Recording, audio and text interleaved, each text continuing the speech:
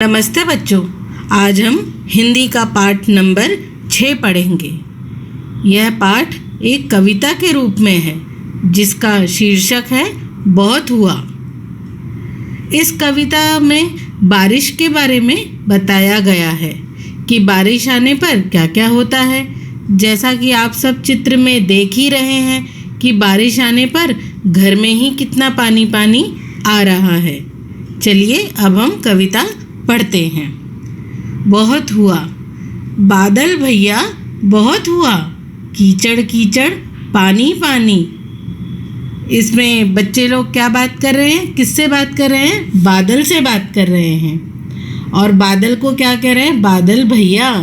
बादल को भैया कहकर बादल से कह रहे हैं कि बारिश की वजह से सब जगह पानी ही पानी आ गया है। याद सभी को आई नानी, सारा घर दिन रात चुआ। इतना पानी हो गया है कि उन्हें नानी ही याद आ गई है। हमें नानी की याद कब आती है? जब कोई मुसीबत आती है। ज़्यादा बारिश की वजह से घर में दिन रात छत से पानी टपक रहा है। चित्र में देखो, तुम्हारे जैसा एक प्यारा सा बच्चा कैसे घर में छतरी खोले हुए खड़ा है। जाएं कहाँ कहाँ पर खेलें, घर में फंसे बोरियत झेलें, ज्यों पिंजरे में मौन सुआ। सुआ मतलब तोता।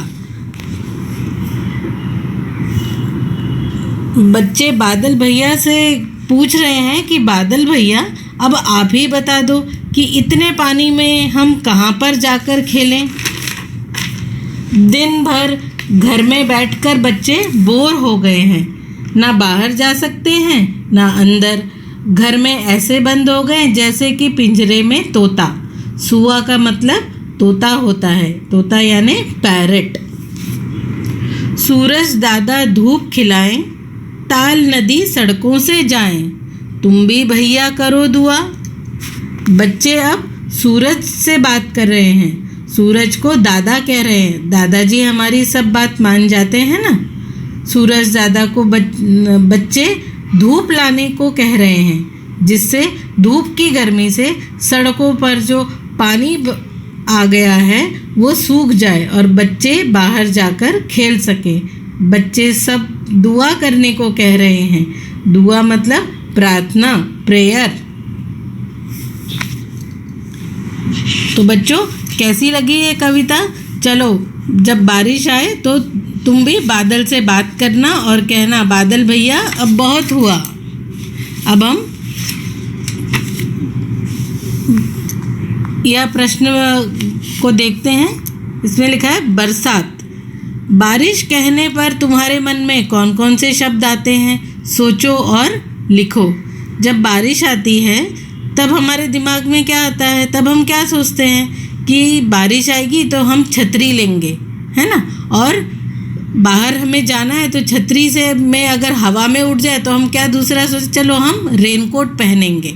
तो सब बच्चे क्या सोचते हैं? मेरी ये कलर की छतरी होगी, ये रंग की छतरी होगी, या ये रंग का रेनकोट होगा। तो क्या आ रहा है हमारे विचार में? छतरी कलर वाली और रेनकोट भी। जब बहुत बारिश होने लगती है तब तुम कहाँ खेलती हो?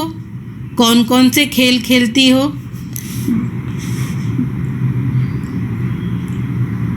बारिश होने पर वैसे तो मम्मी कब क्या बोलती है? पानी में बाहर नहीं जाना, है ना। लेकिन कोई कोई बच्चे मानते नहीं हैं और वो बाहर जाकर खेलते हैं। और कोई खिड़की में से ही हाथ निकाल कर हाथ में बारिश का पानी लेते हैं, पकड़ते हैं। और कोई बारिश जब होती है तो बाहर जाकर फुटबॉल खेलते हैं। आप क्या करते हो? खूब तेज बारिश होगी तो तुम्हारे घर के आसपास क्या होगा? खूब बारिश होने पर घर के आसपास पानी ही पानी दिखाई देगा। कभी बॉल तैरती हुई आएगी, कभी कोई पत्ता तैरता हुआ हमें दिखाई देगा ऊपर से। कभी पेड़ की टहनी अगर नीचे गिर गई है तो वो पानी में से हमें रास्ते से चलते हुए दिखाई देगी।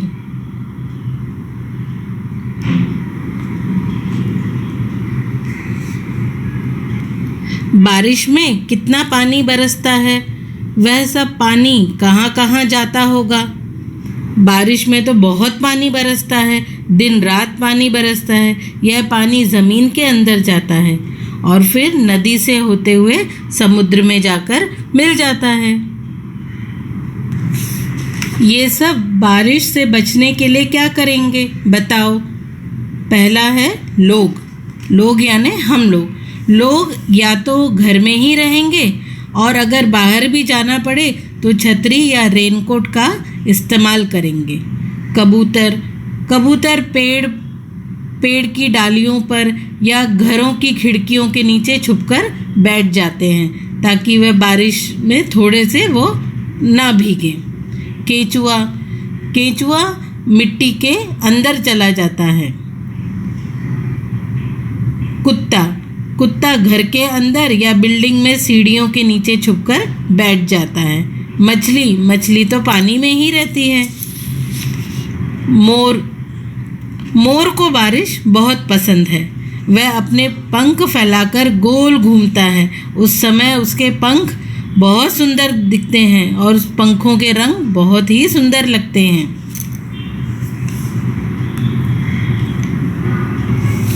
बहुत हुआ।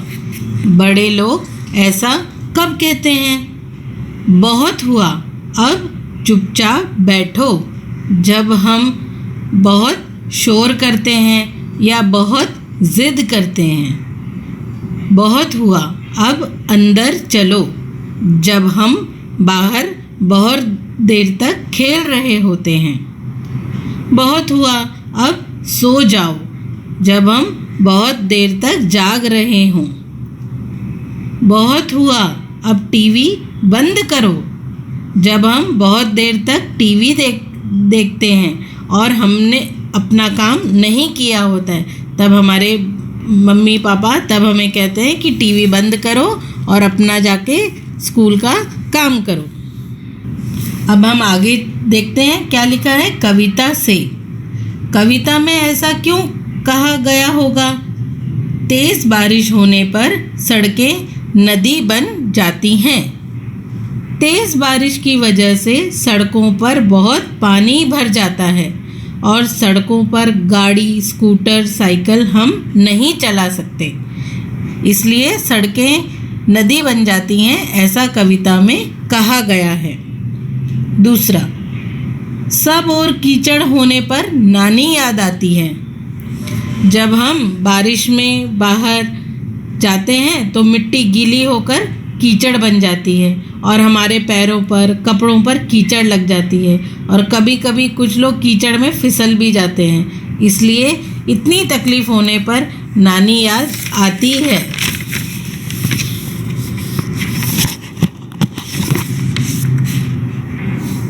अब आगे है अब नहीं बरसूंगा। अब नहीं बरसूंगा, ये क्या हुआ? अब हम ये पढ़ेंगे। एक दिन बादल ने सोचा, मैं अब कभी नहीं बरसूंगा।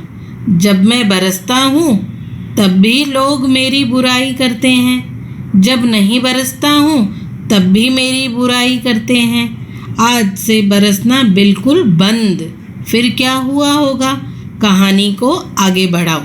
आप कुछ सोच रहे हैं कि आगे हम क्या लिखेंगे, क्या बोलेंगे, बादल ने क्या कहा होगा? तो चलो हम इस तरह से सोचते हैं। बादल ने ये तो कह दिया कि अब से मैं नहीं बरसूंगा, लेकिन फिर सूरज दादा ने बादल भैया को समझाया होगा कि भैया बरसो, लेकिन आराम से। धरती पर पानी की बहुत ज़रूरत है, आवश्यकता है, इसलिए तुम अपना काम बंद मत करो। धरती के लिए पानी और धूप दोनों ही ज़रूरी है। और बादल भैया ने सूरज दादा की बात मान ली। कैसी लगी कहानी बादल भैया की? अब है आगे एक चित्र कई काम। कविता के साथ जो चित्र दिया गया है उसमें कौन क्या कर रहा है? चित्र में तुमने देखा ना, सब कैसे अलग अलग कुछ ना कुछ काम कर रहे हैं। तो हम चलो देखते हैं। जैसे एक बच्चा चित्र बना रहा है, दूसरा बच्चा लूडो खेल रहा है। बिल्ली खिड़की पर बैठी भीग रही है। आदमी रास्ते से जा रहा है। एक बच्ची कागज की नाव से खेल रही है। कुत्ता अपने आप पर पानी को झटक रहा है। तुमने देखा कि चित्र में कई काम हो रहे हैं। इन वाक्यों में जो शब्द किसी काम के बारे में बता रहे हैं उनके नीचे रेखा खींचो। इन्हें काम वाले शब्द कहते हैं।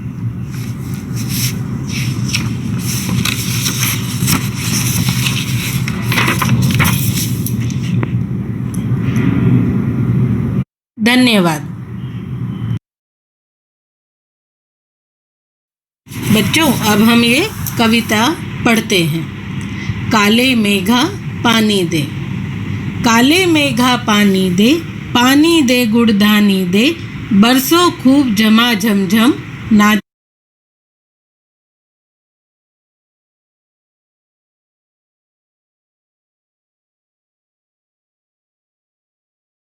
काले मेघा पानी दे, काले मेघा पानी दे गुड़धानी दे, बरसों खूब झमा झमझम नाचे मोर छमा छम छम। खेतों से खलियानों तक, पर्वत से मैदानों तक, धरती को रंगधानी दे, काले मेघा पानी दे। भर दे सारे ताल तलैया, गाएं सब मिल छमक छैया। हमको नई कहानी दे, सबको दाना पानी दे। पानी दे जिंदगानी दे, काले मेघा पानी दे। अब हम इसके बारे में समझते हैं। चित्र में आप देख रहे हैं कि गांव में बारिश आने पर सब खुश हैं। मोर पंख फैलाकर नाच रहा है। मेंढक भी कुछ गा रहा है। बच्चे पानी में खेल रहे हैं। एक किसान ने पेड़ के पत्ते को अपनी छतरी बनाई है। गाय देखो कैसे मुस्कुरा रही है। मेघा यानी बादल। बादल जब काले घने होते हैं तो तेज़ बारिश होती है और सूखी धरती फिर से हरी भरी हो जाती है। खेती अच्छी होती है। गुड़ धानी दे मतलब अनाज अच्छी तरह से उगे। गन्ने के रस से गुड़ बनता है, तो खूब गन्ना उगे और अनाज उगे तो हमें गुड़ धानी खाने को मिलेगी। धरती का रंग गर्मी में भूरा हो जाता है और जब बारिश आती है तब धरती का रंग हरा हो जाता है। काले बादल सारे तालाब को भर दो और सब खुशी से गाएं और झूमें। सारी प्रकृति बारिश होने पर खुशी से झूमती है। फिर बच्चे कहते हैं, काले बादल इस बार अच्छी तरह बरसो ताकि सबको इस धरती पर अनाज और पानी हमेशा मिलता रहे। पानी ही जीवन है, इसलिए काले मेघ खूब बरसो और इस धरती पर रहने वाले सबको खुशी दो।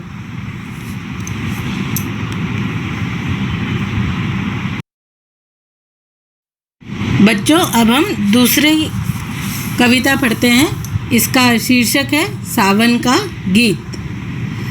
इसे हम गाकर पढ़ेंगे। सावन का झूला इस बार इतना बड़ा डालना जिसमें समा जाए संसार। उस डाली पर जो फैली है आसमान के पार, उस रस्सी का कोई न जिसका पारावार। एक पेंग में मंगल ग्रह के द्वार और दूसरी में एकदम से अंतरिक्ष के पार। कितनी सुंदर कविता है ये। इसमें बारिश के मौसम में सावन आता है यह बताया गया है और सावन में लोग बच्चे झूला झूलते हैं। बच्चे कह रहे हैं कि सावन का झूला इतना बड़ा हो कि बैठने पर सारा संसार नजर आए और झूले की रस्सी इतनी बड़ी हो कि जब हम झूलें तो एक पेंग में मंगल ग्रह पर पहुंच जाएं और दूसरे पेंग में अंतरिक्ष में। पेंग मतलब जब हम झूला झूलते हैं तो झूला हवा में एक बार आगे जाता है और एक बार पीछे। तो दूसरे पेंग में अंतरिक्ष हमें नज़र आए और वहाँ अंतरिक्ष में हम नए नए ग्रह और वहाँ की दुनिया हम देखें। कितना सुंदर विचार है ये कि झूले की सहायता से अंतरिक्ष की सैर करना। चित्र में आप देख रहे हैं कि लड़की रेनकोट पहनकर खड़ी है, किसी ने छाता पकड़ा है, कोई बारिश में भी काम कर रहा है, बच्चे खेल रहे हैं, कुछ लोग बारिश से बचने के लिए ट्रेन का जो ब्रिज है उसके नीचे खड़े हैं और तुम्हें ट्रेन भी दिखाई दे रही है। तो कैसा लगा तुम्हें ये सावन का गीत? तो तुम भी इस बार सावन में झूला ज़रूर झूलना। धन्यवाद।